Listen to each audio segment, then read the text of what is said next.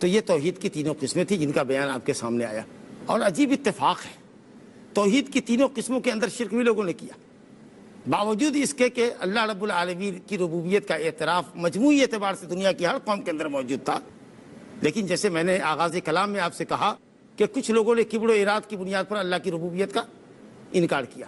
یہ شرک اور کفر کی انتہا ہے کہ یہ کہے کہ کائنات کا کوئی پیدا کرنے والا ہی نہیں ہے. جیسے فلسفی لوگ کہتے ہیں کہ کوئی بھی کائنات کا خالق نہیں ہے، کائنات خود سے وجود میں آ گئی. ایک مکان وجود میں نہیں آ سکتا، ایک کشتی بغیر چلانے والے کشتی نہیں چل سکتی، نہر میں، ندی میں، سمندر میں. اتنی بڑی کائنات بغیر چلانے والے کی کیسے چل سکتی؟ تو یہ فرعون نے بھی کہا تھا وما رب العالمین، اور یہ دہریہ لوگوں نے بھی کیا. اور اسی طریقے سے عقیدہ وحدت الوجود کے کائنات میں صرف ایک ہی وجود ہے، ایک ہی وجود ہے، کوئی دوسرا وجود نہیں ہے، وہی اللہ ہے. بس ایک ہی وجود ہے اللہ کا جو مختلف شکلوں کے اندر پایا جاتا ہے. تو گویا وہی خالق ہے، وہی مخلوق ہے. تو یہ نظریہ بھی اللہ کی ربوبیت کے نظریے سے حد درجہ ٹکراتا ہے، اور کفر کی سب سے گھناؤنی قسم ہے یہ عقیدہ وحدت الوجود. اور اسی طریقے سے توحید ربوبیت کے اندر ایک شرک یہ ہے کہ اگر آپ یہ سمجھ رہے ہیں کہ اللہ رب العالمین خالق ہے، مالک ہے، رازق ہے، تو اسی طریقہ کا نظریہ دوسروں کے متعلق بھی کر لے. جیسے کہ آج غلو پسند کچھ لوگ ہیں اس امت کے جو یہ کہتے ہیں کہ اللہ رب العالمین نے کائنات چلانے کی اختیارات اپنے بزرگ بندوں کے درمیان تقسیم کر دیے. تو گویا کہ اللہ رب العالمین ہی اکیلا رب نہیں ہے، بلکہ اختیارات میں اس نے دوسروں کو بھی شریک کر لیا ہے، یا حصے داری دے دی ہے، یا اختیارات دے دیے ہیں. نظام کائنات چلا رہے ہیں، کوئی ہوا چلانے پر معمور ہے، کوئی بارش برسانے پر ہے، کوئی اولاد دینے پر ہے، جس طریقے سے غیر مسلموں کے یہاں یہ نظریہ ہے. تو اس طریقہ سے یہ سمجھنا کہ اللہ رب العالمین تو کائنات چلا رہا ہے، لیکن کائنات میں کے اندر یہ عقیدہ بھی توحید ربوبیت کے اندر شرک ہے. اسی طریقے سے توحید الاسماء والصفات کے اندر نظریہ شرک کا کیسے آیا؟ کچھ لوگوں نے کہا کہ اللہ رب العالمین کے لیے نام اور صفات تو ہیں، لیکن اس کے نام اور صفات مخلوق جیسے ہیں. اللہ کے لیے ہاتھ ہے لیکن کیسا؟ بندوں کے جیسا، نعوذ باللہ. پاؤں ہے لیکن نعوذ باللہ بندوں کے جیسا. تو اللہ رب العالمین کو اس کے بندوں سے تشبیہ دینا یہ شرک فی الاسماء والصفات ہوا. کچھ لوگوں نے کہا بھئی اللہ تعالیٰ کے لیے نام اور صفت ثابت کرتے ہیں، تو سوال کیسا پاؤں ہے، کیسی آنکھیں ہیں اس کی، یہ کیسا کا سوال کر کے گڑبڑ کرتے. اگر پوچھا جائے اللہ کی ذات کیسی ہے تو یہی سوال کرنے والے کہیں گے ذات کا علم نہیں ہے. تو ہم کہیں گے کہ کیسا کا علم ہمارے پاس نہیں ہے، کیسی آنکھ ہے، کیسا ہاتھ ہے، کیسا پاؤں ہے. یا قرآن اور حدیث میں جو اللہ تعالیٰ کے نام اور صفت آئے ہیں اس کو اس کے حقیقی معنی پر دیکھو. عربی زبان میں اس کا کیا معنی ہے؟ ید مانے ہاتھ ہے، رجل مانے پاؤں ہے، عین مانے آنکھ ہے، سم مانے کان ہے، بصارت ہے، سماعت ہے. تو جو چیز ہے اس کو آپ بلا کیفیت کے اور بلا اس کی صفت بیان کیے ہوئے، بغیر اس کی کوئی مثال بیان کیے ہوئے آپ اس پر ایمان لے آئیے، معاملہ ختم ہے. اللہ عرش پہ مستوی ہے، بلند ہے. کیسے بلند ہے؟ یہ کیسے کا سوال کیجیے گا گمراہ ہو جائیے گا.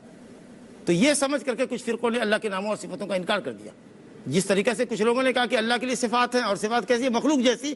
یہ مشبہہ کہلاتے ہیں، اللہ کی صفتوں کو مخلوق سے تشبیہ دینے والے. جس طریقے سے یہ مشرک ٹھہرے، اسی طریقے سے اللہ کو پاک کرنے میں کہ اللہ تعالیٰ مخلوق جیسا نہیں ہے، اس میں اتنا غلو کیا کہ اللہ کے پاکیزہ ناموں اور صفتوں کا انکار کر دیا. جبکہ اللہ تعالیٰ دونوں فرقے پر رد کرتے ہوئے فرماتا ہے لیس کمثلہ شیء وہو السمیع البصیر. اللہ کے جیسا کوئی نہیں ہے، لیکن وہ سننے والا بھی ہے، دیکھنے والا ہے. تو کوئی نہیں ہے اللہ کے جیسا. مثلیت کی نفی کی اور صفتوں کو ثابت کیا کہ وہ سننے والا اور دیکھنے والا ہے. تو آپ کو نام اور صفات ثابت کرنا ہے. ہاں مثل، جیسا، اس جیسا کوئی نہیں ہے، اس کا انکار کرنا ہوگا. اور اسی طریقہ سے توحید اسماء اور صفات کے اندر جیسا کہ میں نے عرض کیا اللہ تعالیٰ کی جو صفات ہے وہ بندوں کے دینا. اللہ کی صفت ہے عالم الغیب. اسی طریقے سے یہ کہنا کہ اللہ تعالیٰ ہر جگہ حاضر و ناظر ہے. حاضر و ناظر کا مطلب اللہ تعالیٰ کی ذات عرش پر ہے، لیکن اس کا علم ہر جگہ موجود ہے. اس کی آنکھ ہر چیز کو دیکھ رہی ہے، اس کے کان ہر چیز کو سن رہے ہیں. کوئی بھی چیز اس کے سماعت سے، اس کی بصارت سے، اس کے علم سے اوجھل نہیں ہے. اگر کوئی یہ کہے کہ نہیں بزرگان بھی ہر جگہ موجود ہیں، نبی صلی اللہ علیہ وسلم بھی ہر جگہ موجود ہے، تو اب یہ صفت کے اندر مشارکت اور شبہ ہو جائے گی. اسی طریقے سے اللہ کی توحید عبادت جو اصل توحید ہے اور جس کو مانے بغیر، نیٹ کلین توحید کو مانے بغیر کوئی شخص مسلمان ہو ہی نہیں سکتا، اس کے اندر بھی شرک ہو گیا. اللہ کے علاوہ کی پکار ہے، اللہ کے علاوہ سے امیدیں ہیں، اللہ کے علاوہ کے اوپر بھروسہ ہے، اللہ کے علاوہ کے لیے طواف ہے، اللہ کے علاوہ کے لیے دوسری اور چیزیں ہیں جی. اور اللہ رب العالمین کے لیے جو بندگی خالص ہونی چاہیے، جو اللہ کا خالص، دوسروں کو شریک کر رہے ہیں. نظر ماننا اچھی چیز نہیں ہے. نظر کا باب انشاءاللہ ہمارے درس کا عنوان ہوگا. نظر ماننی نہیں چاہیے، لیکن اگر کوئی طاعت اور عبادت کی نظر مانے اور اللہ اس کی ضرورت پوری کر دے تو اس پر نظر کی تکمیل اللہ کے لیے واجب ہے، لیکن دوسروں کے لیے نظر ماننا، تو اس طریقہ کی عبادت غیروں کے لیے انجام دینا جو حق صرف اللہ کا ہے، یہ شرک اکبر ہے، یہ شرک اکبر ہے۔ اگر آدمی اس شرک کے اوپر ہے تو سمجھو دائرہ اسلام سے خارج ہے، اور اگر بغیر توبہ کیے ہوئے جب تک نئے سرے سے کلمہ پڑھ کے اس کے معنی اور مفہوم کو سمجھ کر صحیح تقاضا توحید کا نہیں ادا کرتا، اس وقت تک وہ مسلمان نہیں ہو سکتا۔ اور شرک کی عبادت کی دوسری قسم شرک اصغر ہے، جیسے ریاکاری ہے، دکھاوے کے لیے، نام و نمود کے لیے کوئی کام کرنا، تسنع کے لیے کرنا، لوگوں کے نزدیک محبوب بننے کے لیے کرنا، یا اسی طریقے سے کچھ لوگ شرکیہ کلمات بولتے ہیں جی، جیسے کہ اللہ نہیں ہوتا اور آپ نہیں ہوتے تو ہماری تو جان ہی چلی جاتی، ہمارے گھر میں کتا نہیں ہوتا تو ہمارے گھر میں تو چور آ گیا ہوتا، تو اس طرح کی بات، یا غیر اللہ کے نام کی قسم کھاتے ہیں، قسم وغیرہ وغیرہ، اللہ کے علاوہ کے نام کی قسمیں کھاتے ہیں، یا یہ کہ اللہ چاہے اور آپ چاہیں گے تو، یا اسی طریقہ سے کچھ چیزوں کو، کالے دھاگے کو یا کڑے وغیرہ کو پہنتے ہیں، وہ بھی انشاءاللہ ہمارے درمیان آئے گا، درس میں الگ عنوان ہے، تو یہ سب چیزیں شرک اصغر ہے۔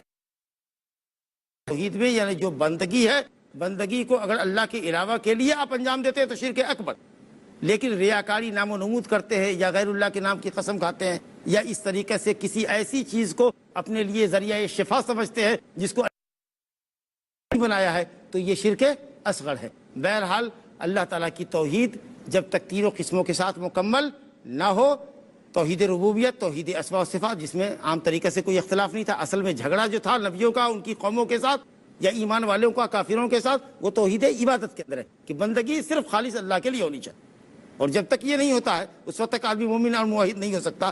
تو اس توحید کو تینوں قسموں کے ساتھ آپ نے سمجھا، اور تینوں قسموں میں شرک فی الربوبیت کیسے آئی، شرک فی الاسماء و صفات کیسے، شرک فی العبادت ہو کر کے آدمی دائرہ اسلام سے کیسے نکلتا ہے، اور کس طریقے سے بندگیوں کو آج لوگ اللہ کے علاوہ کے لیے بجا لاتے ہیں، اور چھوٹے چھوٹے شرک بھی کر رہے ہیں، ریاکاری کر رہے ہیں، جس سے عمل ضائع اور برباد ہو رہا ہے، اور ہماری توحید ڈیمیج ہو رہی ہے۔ شرک اکبر اور اصغر میں فرق یہ کہ شرک اکبر کرنے والا دائرہ اسلام سے خارج ہے، شرک اصغر کرنے والا دائرہ اسلام کے اندر ہے، لیکن اس کا اسلام، اس کی توحید انتہائی درجہ کمزور اور ناقص ہے۔